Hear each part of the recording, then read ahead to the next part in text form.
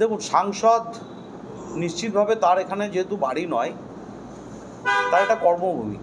সাংসদ যেদিন জিতেছেন তার পরের দিন মুখ্যমন্ত্রী তাকে বলেছেন তুমি বাড়িতে গিয়ে দেখা করো, এবং তার পরিবারের সাথে তার বাবা মার কাছে তিনি দেখা করেছেন। তারপরেই তাহেরদা আছে, লোকসভার কিছু নিয়মকানুন আছে, তার রেজিস্ট্রেশন, তাকে চলে যেতে হয়েছে। তারপরে লোকসভা বসেছে, গতকাল লোকসভা শেষ হয়েছে, আবার 22 তারিখে লোকসভা। এবং আপনারা যেহেতু সবাই জানেন যে সাংসদ শুধু তিনি নন, তিনি বিশ্ববন্দিত প্লেয়ারও।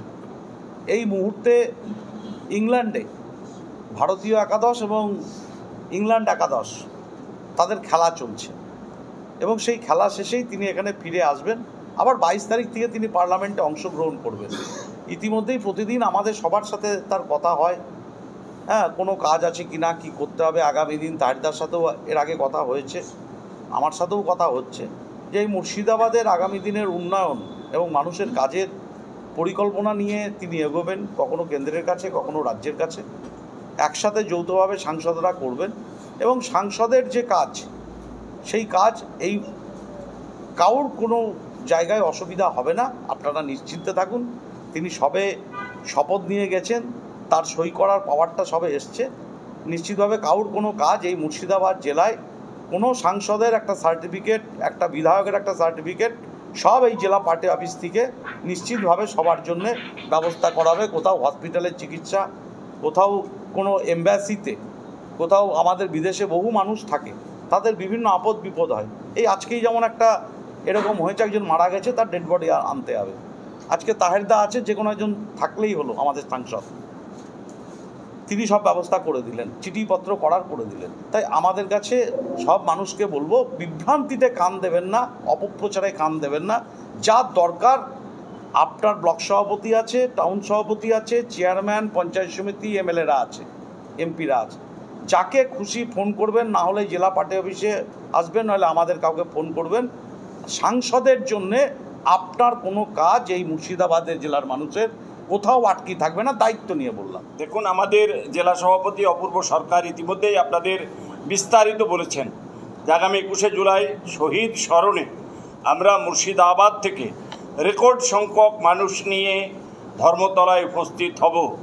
আজকে আমাদের জেলা তৃণমূল কংগ্রেসের বর্ধিত সভা, সেখানে বিধায়করা, টাউন প্রেসিডেন্ট, অঞ্চল আমাদের ব্লক প্রেসিডেন্ট, জেলার নেতৃত্ব, শাখা সংগঠনের নেতৃত্ব সকলে উপস্থিত ছিলেন।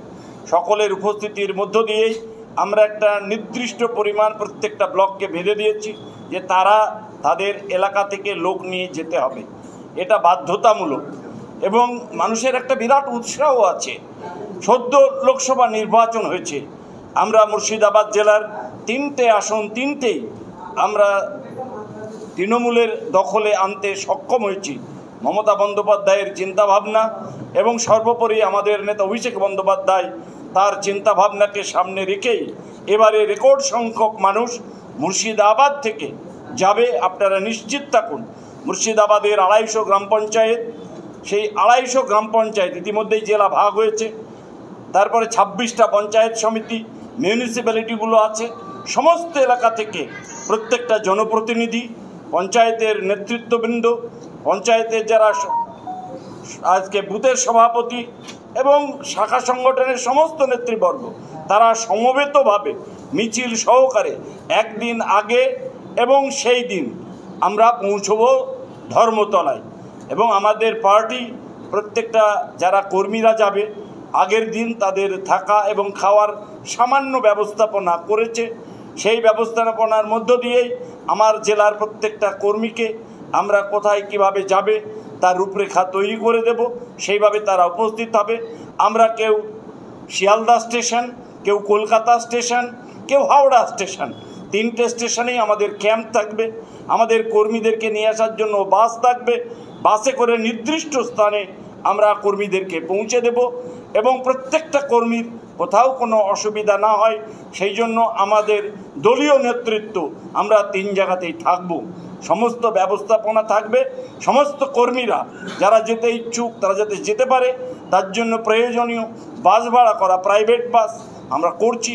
ছোট ছোট গাড়ির ব্যবস্থা করছি এবং সেই সঙ্গে ট্রেনে যাতায়াতের জন্য যা যা ব্যবস্থাপনা করার দলের পক্ষ থেকে সর্বতভাবে আমরা করছি।